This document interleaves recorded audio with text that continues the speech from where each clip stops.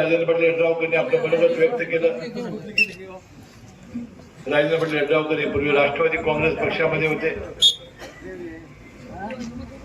शेतकरी संघटनेची राष्ट्रवादीची आघाडी झाल्यानंतर आम्ही त्यांना तिकीट दिलं नाही, ते अपक्ष राहिले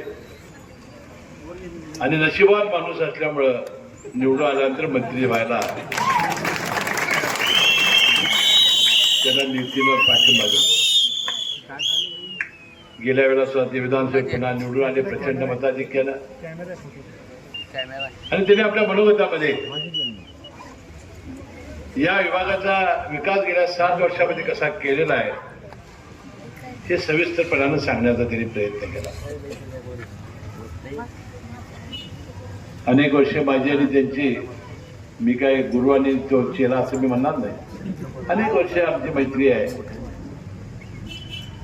त्या परवा झालेल्या नगरपालिकेच्या निवडणुकीमध्ये सुद्धा मी शिरोळ आणि कुरुंदवाडला प्रचारला आलो होतो, जयसिंगपूरला गेलो होतो आणि ही जी त्यांनी आघाडी केलेली आहे त्याला सातत्याने माझा पाठिंबा राहिलेला आहे. आणि यावेळेला सुद्धा 7 जिल्हा परिषद आणि 14 पंचायत समिती उमेदवार प्रचंड मताधिक्याने निवडून येतील याचा विश्वास मला या सभेच्या निमित्ताने. आता या 2-3 सभेमध्ये लोकांच्याकडून, नेत्यांच्याकडून मला जी माहिती मिळाली,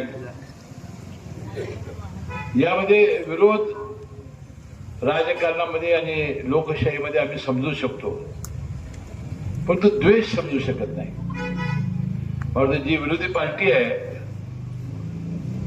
ती दोन्ही ज्या आघाड्या आहेत ते राजेंद्र पाटलांच्या द्वेषापोटी आणि त्यांना पराभूत करायचं आहे आणि त्याला या निवडणुकीत कसं त्याला मनोधैर्य त्याचं खच्चीकरण होईल याचा एक प्रयत्न करताना ही मंडळी दिसत आहेत.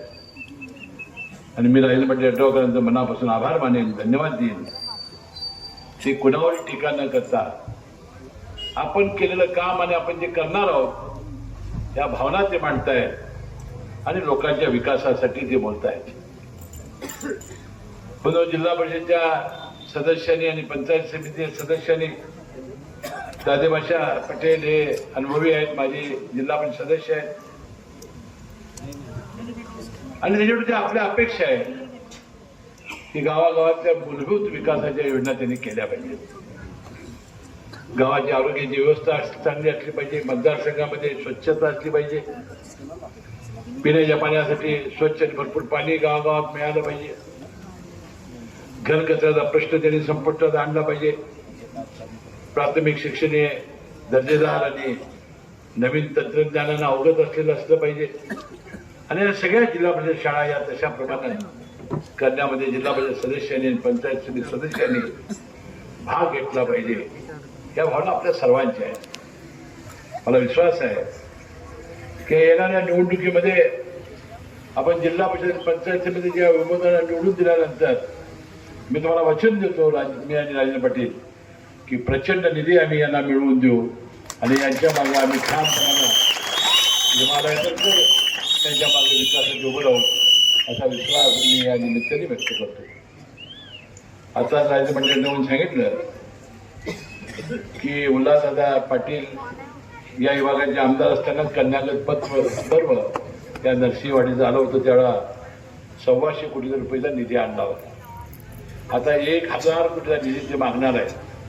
त्यामुळं त्या नरसिंहवाडी परिसरातील सगळ्या गावांना चांगला निधी प्राप्त होईल.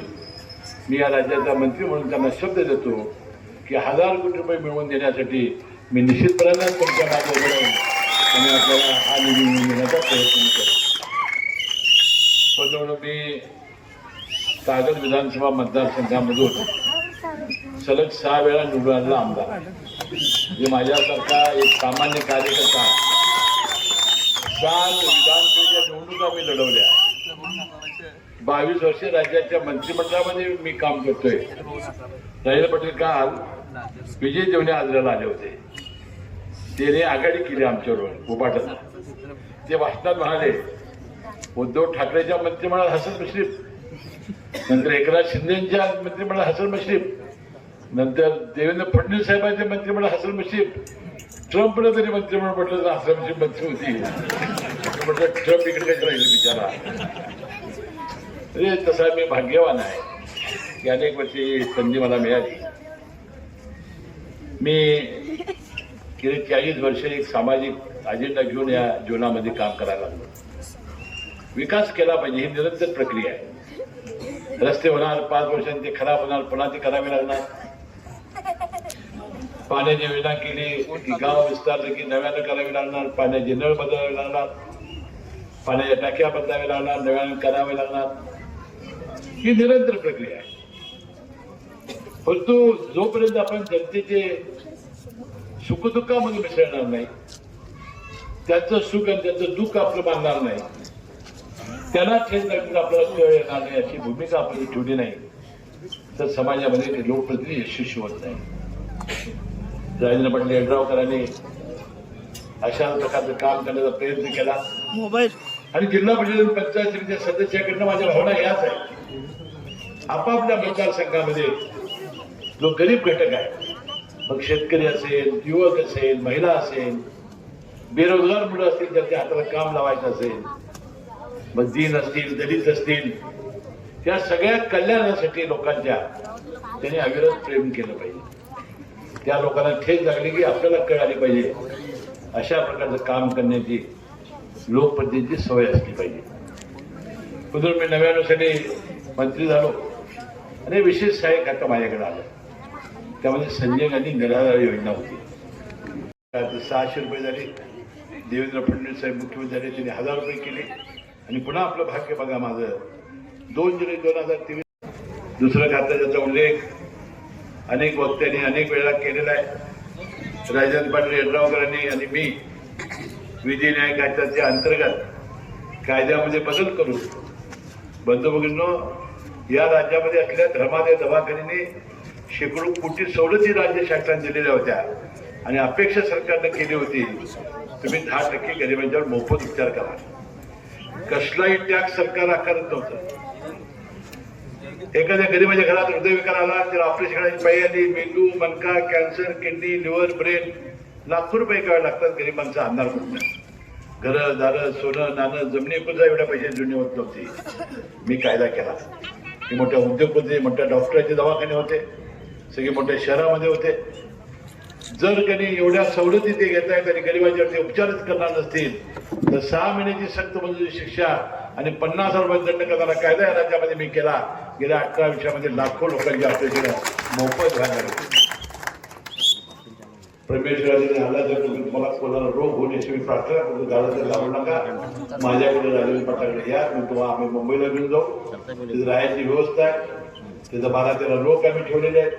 आणि एखादा दवाखान्यानं ऐकलं नाही की तुरुंगात कसं घालायचं आम्हाला माहिती असल्यामुळं निमूटपणानं ते ऐकतात आणि चांगल्या आरोग्य उपचार करून तुम्हाला गावात सोडण्याची जबाबदारी आमची आहे.